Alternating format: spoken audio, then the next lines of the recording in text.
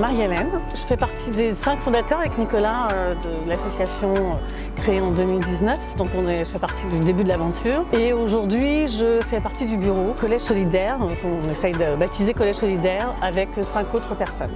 Et Nicolas Broussard, du coup, je fais aussi partie des cofondateurs. Et aujourd'hui, je suis coordinateur. Voilà, on a eu enfin un petit salaire grâce à la Fondation de France.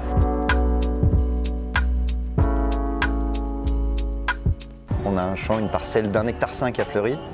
Donc on y installe plusieurs projets. La raison d'être du collectif, c'est de rassembler des projets pour une alimentation durable et de les installer sur 2 lieux qu'on a. Donc ici, sur la presqu'île de Caen, et sur cette parcelle d'1,5 hectare. Alors on a une gouvernance participative, collaborative. Tout le monde peut participer. D'ailleurs, on fait appel aux bénévoles. Oui, au passage. Il y a des cercles qui se forment sur le terrain. Par exemple, en ce moment, on a un cercle aménagement qui a fait une consultation parmi tous les membres de l'association avec un plan vierge de ce que va devenir cette parcelle dans 6 mois.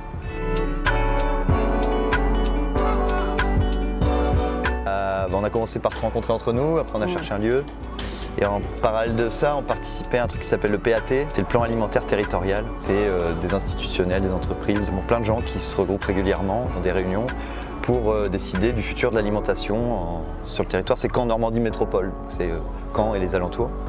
Et donc par ça, on a rencontré l'OCAM, c'est une agence d'urbanisme, enfin plein de personnes, et notamment la ville de Caen qui nous a permis de bénéficier de ce lieu là qui est prêté, et puis du champ à Fleury. On connaît bien Bande de Sauvages, on connaît bien, il y a tout un réseau sur Caen aussi que sûrement le public de la chaîne connaît bien, je pense. C'est vrai qu'on partage la parcelle avec tout en vélo, donc on s'entend très bien, on vit très bien en colocation. On a rencontré Bazar Nahom et les ateliers intermédiaires qui sont venus aussi en groupe manger ici.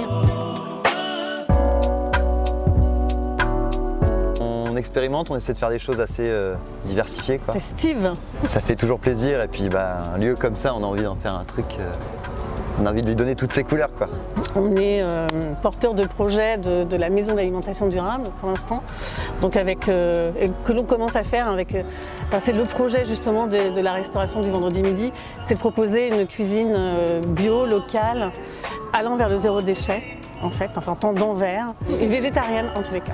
Il y a un gars qui va venir s'installer en aquaponie dans pas longtemps, si on a la petite validation de la ville, là, mais c'est formalité administrative.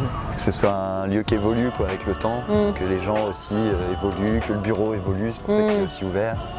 Et puis qu'il survive et qu'il soit durable comme ça.